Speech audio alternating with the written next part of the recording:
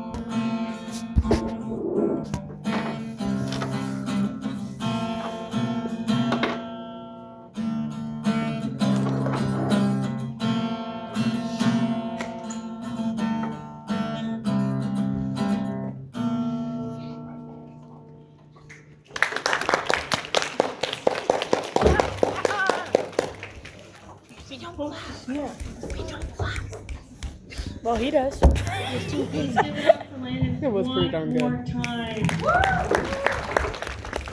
Okay, next we have an anonymous piece called I Pledge Allegiance, read by Skylar Bulleries.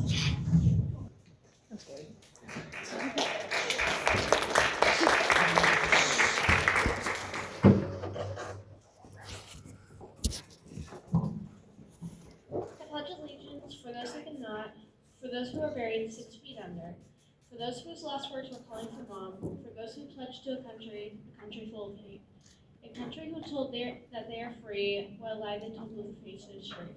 Guns are what they fight for, a violence to kill/shoot fighters, to the U.S., a place with no rights to free healthcare, a place that no one, neither Republicans can bear. The Republican which stands for what Republic? One that upper class people cheat and ban. One nation under God, an individual who punishes those who make the wrong choice and whatnot. Indivisible. Two parties who are divided and miserable. Liberty and justice for all, more like enslaved and injustice for all. Yeah, I feel that one. Next up is Ray Carroll with the poem What It Feels Like to Stay.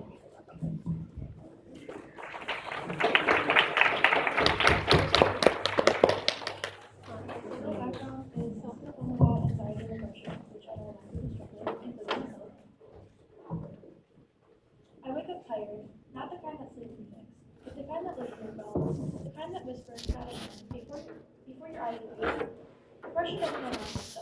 It seeps in like a slow wind, turns the colors out of things I used to love. Songs sound hollow, the mirror feels like a stranger, and I forget what laughter used to feel like when it came easy. Anxiety's the other half of the weight. It sits up on my chest, counts every breath, tells me I'm doing it wrong. It makes me overthink everything. Every word, every look, every silence. It tells me I'm too much and not enough in the same breath. Some days I'm quiet because it's safer that way. If I speak, I might cry. If I cry, someone might ask why, and I don't always have the words to explain a pain that doesn't bleed. I've mastered the art of pretending, smiling when I want to scream, laughing so no one asks questions. People see flying and call it strength, but they don't see the battle it takes just to get out of bed. There are nights I stare at the ceiling and wonder if I'll ever feel light again. The thoughts come in waves. They don't ask permission. They tell me I'm nothing, that I'm hard to love, that the world wouldn't notice if I faded out. But there's always this tiny voice, that refuses to be quiet. It says, keep breathing. It says, keep managing this. It reminds me that my heart is still beating, even if it feels small. I'm 15 now. Some days it feels secure, scary and small, trying to find safety in my own body. Other days I feel 100, tired of carrying everything I can't explain. But I'm learning that healing isn't linear. Some days are just about surviving, and that's okay. I find small things that help. Music that understands me, the way the sky looks before it rains, the sound of someone saying my name softly. Little pieces of peace. They remind me I'm still here. Sometimes I cry for no reason. Sometimes I don't cry when I should. Sometimes I feel everything at once, and sometimes I feel nothing at all. But even when I'm empty, I know emptiness is still a kind of feeling. Proof that I'm capable of something.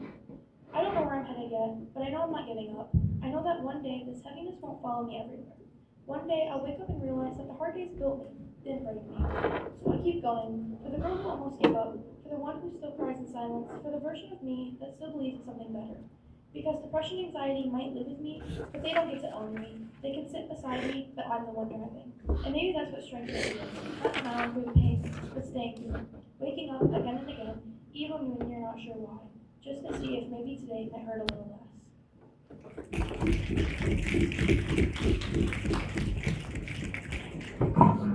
Next up, we have Zaya Casano with the poem Scream and Shout.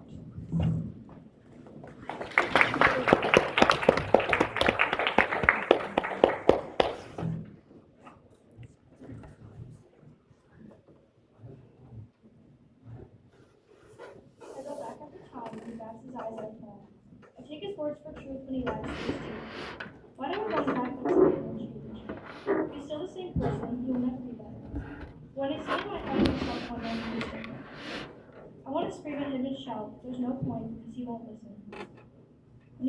But when he calls my name like a prayer, I run right back.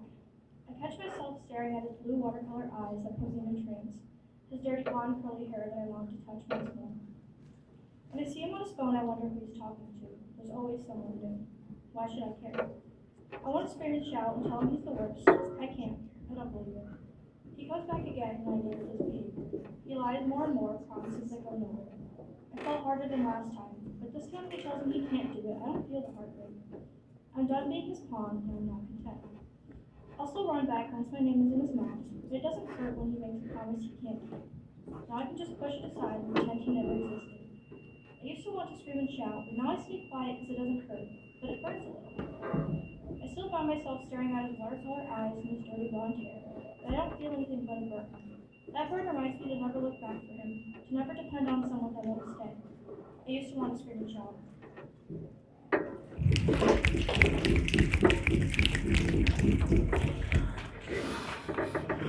The next poem is by Tommy Denio, and it's the poem Disposable Attachment.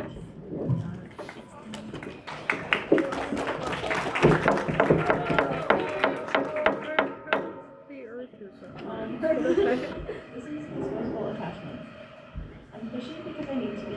I force myself into situations because I need to. I'm so forgettable that unless I make you remember me, my personality is disposable. My leadership doesn't rely on my past friendships where I was nothing but living his memory right after I started talking. No one will remember me for my amazing personality or my good looks because none of that is true. I will forever know me as a shell of myself that has grown too tired to support itself anymore. My throat is raw and patient for attention, yet never received such. When I think of myself, I think of loud but forgettable, emotional yet not enough. I think that I need to try harder, but I am too tired to. I would like to uphold my appearance, yet it is so difficult when I am fading before your eyes. I hope that when you meet another, that I try harder than ever, my biggest attempt yet, and you can finally recognize me. Please don't think of me as disposable, think of me as human who craves intention of affection. My thoughts caught in infection, good night, my current obsession.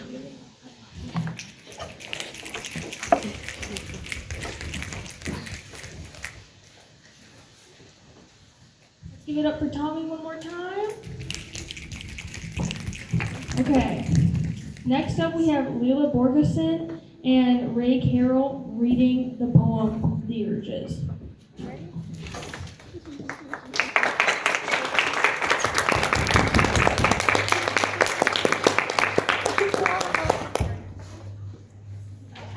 So there's two parts to this. I'm going to read the first part, and then she's going to read the second part. This has mentions of self-harm, drug abuse, and alcoholism, which is something I've struggled with in my past. None of these topics apply to me now, but it is something that people struggle with every day. If you are struggling with anything I mentioned, just know you are not alone, and contact 988. That feeling. It's not an urge, but a need. The need for the shiny metal, the need for that clean smell, the need for the numbing liquid. That liquid might never make me forget, but it helps ease the suffering. The pain is only temporary, unlike my scars. A constant suffering, a constant reminder of, and the constant stares and wonders of others.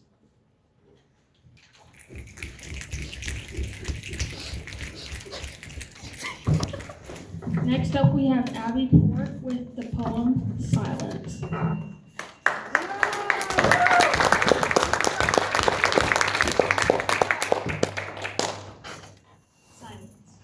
Chatter, laughter, talking, walking, longing for.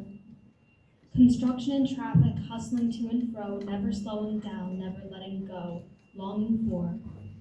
Whirring machinery, a constant buzz, even the sound of lights turning my thoughts to fuzz, not able to escape the cascade of noise, always longing for. Careful. Let's give it up for Abby one more time. It's not as embarrassing as tripping over a candle. And a pumpkin, yes, I know. And 2 candles, yes. Okay. This is the last poem of the night by Curious Symington. The poem 17. So enjoy.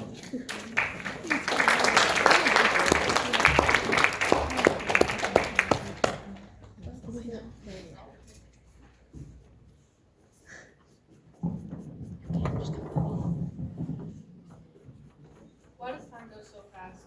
Only yesterday I was holding my little dog and laughing. Only the day before I was making new friends. Only the day before that I was running in the yard with no cares in my mind.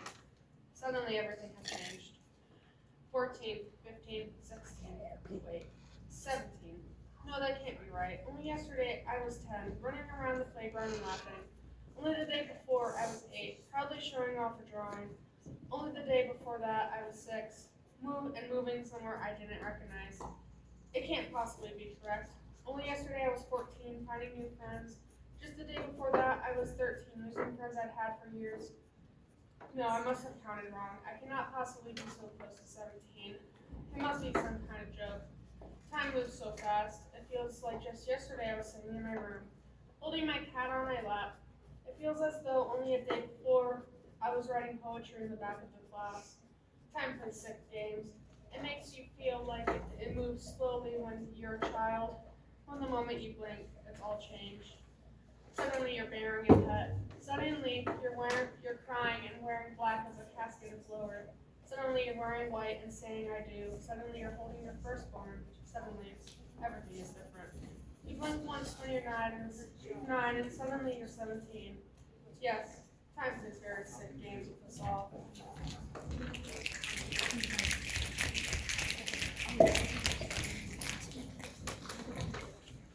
I lied. We have a surprise poem. Oh my god. How do you do by being good? How dare. How dare you lie? This is how do you do. It's a wrestling poem. Oh god. No, wrestling isn't the same as WWE. And no, I'm not gay because I wrestle. Maybe singlets are a little much. No, I don't feel shame for my weight. No, I don't have to cut pounds every day. No, it's not just slam. There's rhythm and flow. No, I'm not just muscle. There's strategy in my game. Yes, we run a lot. Yes, wrestling girls is awkward. Yes, we are categorized by weight. Yes, gear is uncomfortable. No, I'm not unhealthy. Yes, we get injured a lot. Yes, I get mad when I lose. No, I'm not just disrespectful when I lose. Yes, I eat like crazy after I weigh in. Yes, my mom screams like crazy from the stands. No, I don't see it as just a hobby. It's my passion. Yes, my teammates are like family to me. Yes, every match teaches me something new about myself. No, I'm not here for the medals. Yes, I do like the medals. Yes, I will travel all over just to play the sport I love. So yeah, I'm a wrestler.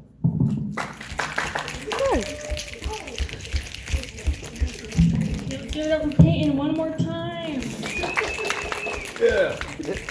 Okay, that does conclude our open mic night. You can still purchase things to eat on your way home if you would like. Technically, this does end at 8, so you have 40 minutes to mingle and or buy food and drinks. Okay, but maybe not that much time. But you still got a little bit of time. So, thank you all for coming. Thank you to everybody who made this possible. And let's give all of our another round of applause.